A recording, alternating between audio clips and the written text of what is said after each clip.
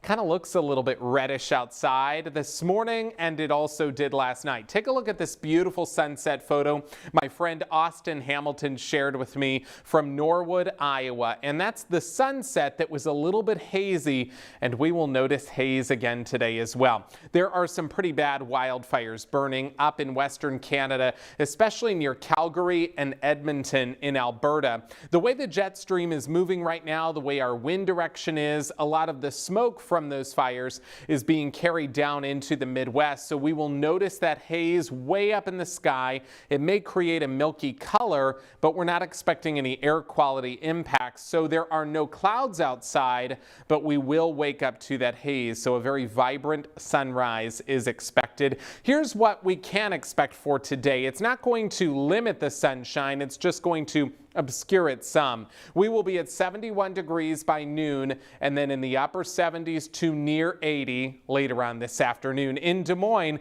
we should climb to 80. It'll be a little bit warmer west of I-35 and a little bit cooler farther to the east with highs in the 70s. Tomorrow will be a warmer day. Also a little bit breezier on Thursday with highs in most areas in the low to maybe even mid 80s before our next front arrives. So no issues to let you know about today aside from that haze. Clouds will start to build in overnight tonight ahead of that front, and tomorrow will be a partly cloudy to partly sunny day. By mid-afternoon, isolated to widely scattered showers will develop. There could be a couple of thunderstorms, but severe weather is not expected. It'll start in northwest Iowa by lunchtime and then move into central Iowa by late afternoon, dinner time, and through the evening hours. It will stay scattered, and it will continue into the overnight time frame before it shifts southeast prior to sunrise on Friday. Here's the thing, though. We're not going to get a lot of rainfall out of this, maybe a quarter inch in a couple of lucky spots. Some areas will miss out on the rain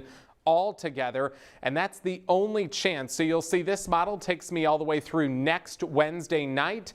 Not a lot of moisture coming our way, so it was a good thing the first half of the month was wet, and some of the areas that have dealt with flooding are probably happy to hear that. Our Holt Plumbing and Heating 10-day forecast shows a cooler day Friday, 46 degrees on Saturday morning, kind of chilly. We will see sunshine and 70s Saturday and Sunday before it starts to heat up some next week.